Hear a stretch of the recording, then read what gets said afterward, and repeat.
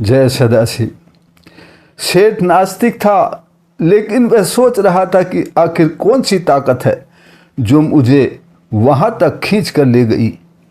क्या यही ईश्वर है? यदि ये ईश्वर है तो ये संसार आपस में धर्म जात के लिए क्यों लड़ता झगड़ता है? हुआ ये कि एक सेठ की एक शाम शरीर में बहुत बेचैनी हो गई। डॉक्टर को बुलाया गया, दवाई खाई, यहाँ तक कि नींद की गोलियां भी खाई, लेकिन नींद नहीं आ रही थी। सेठ 3 बजे ही उठकर अपने बगीचे में हवा खाने के लिए चला गया। फिर बगीचे से टहलने के लिए सड़क पर चला गया। सड़क पर चलते चलते काफ़ी दूर निकल गया। यहाँ उसे कुछ अच्छा लग रहा था। सड़क के किनारे पर एक चबूतरा था। उस चबूतरे पर बैठ गया। कहीं से अचानक एक कुत्ता आया और सेठ की एक चप्पल उठाकर भागने लगा।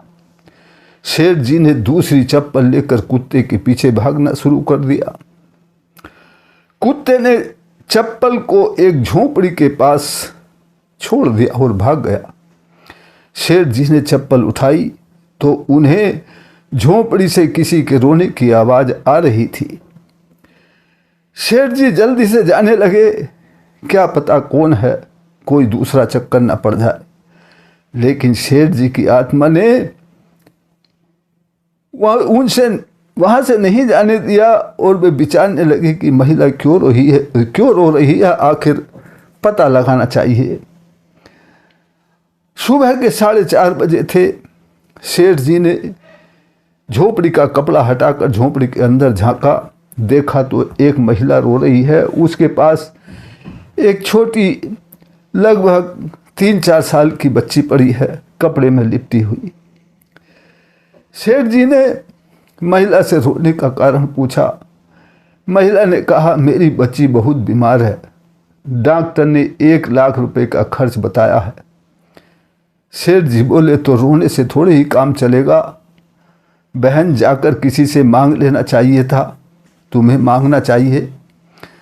महिला ने कहा कि बाबूजी, मैं सभी से मांग चुकी हूँ, सभी से अपनी फरियाद बता चुकी हैं, सभी से अपना दर्द बता चुकी हैं, लेकिन कोई देने को तैयार नहीं है। तब कल शाम एक फकीर आया था और उन्होंने कहा था, बेटी तू दूसरों के सामने क्यों रोती है, क्यों अपना दुख कहती है? ऐसा कर, सुबह 4 बजे उठकर भगवान के नाम को याद करके भगवान के सामने अपना रोना और अपना दर्द बताना, वो तेरी मदद ज़रूर करेगा। इसलिए मैं 4 बजे से झोपड़ी में बैठकर भगवान का नाम लेकर रो रही हूँ, शायद भगवान मेरी मदद करने के लिए आ जाएं। इसलिए मैं भगवान से रो रो कर मदद मांग रही हूँ। हे ईश्वर, मेरी बेटी को बचा ले। सेठ जी ने अपना फ़ोन निकाला और तुरंत एम्बुलेंस को बुलाया और महिला और उसकी बेटी को बड़े अस्पताल ले जाकर इलाज करवाया। फिर उस महिला को अपने बगीचे में माली की नौकरी पर रख लिया। वहीं सर्वेंट क्वार्टर में उसको रहने को स्थान दे दिया और उस बेटी की पढ़ाई का जुम्मा भी अपने सर उठा लिया। सेठ जी ने विचार किया कि मेरे शरीर की बेचैनी तो तभी खत्म हो गई थी जब कुत्ता मेरी चप्पल उठाकर भाग रहा था। इतनी दवाई खाने के बाद भी मेरी बेचैनी खत्म नहीं हो रही थी। ये सब क्या था?